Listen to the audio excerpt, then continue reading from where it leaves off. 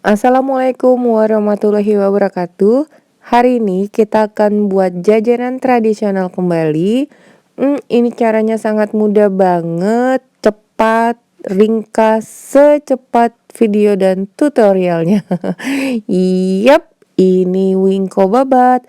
Wingko babat dengan hanya menggunakan teflon udah jadi hasilnya sangat lembut, legit, dan manis tentunya.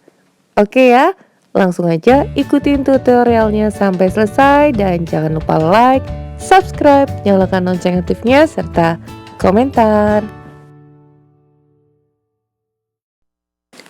Pertama tentunya kita siapkan bahan-bahannya dulu. Nah, untuk bahannya kalian bisa lihat di layar ini atau di kolom deskripsi ya.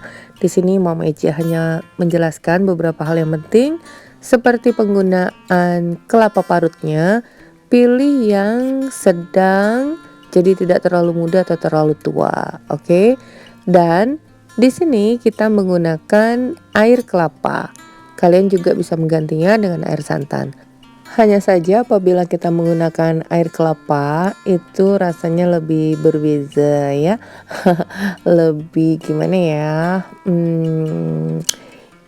Ya lebih enak aja kayaknya ya.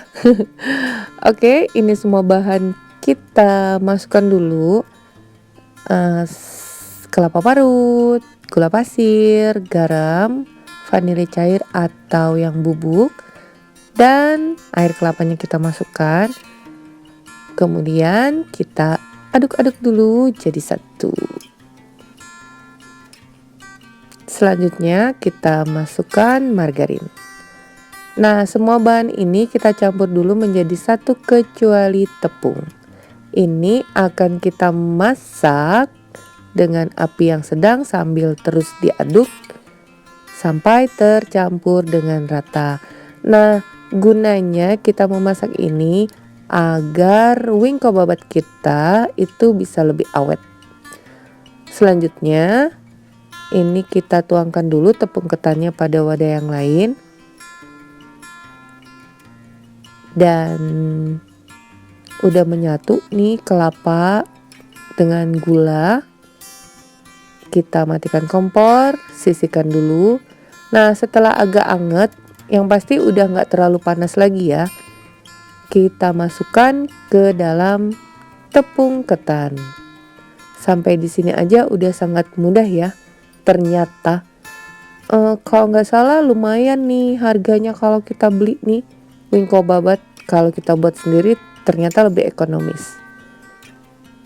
Nah, sekarang kita tentunya sampai tercampur rata. Kemudian kita siapkan wajan atau penggorengan teflonnya.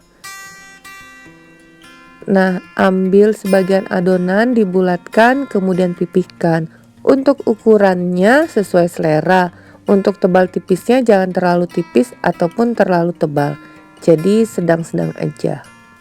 Kalau terlalu tipis nanti dia akan garing dan cenderung keras. Kalau terlalu tebal itu matangnya lama. Kemungkinan untuk matang sampai ke dalam itu nggak nyampe. Ya gitu deh.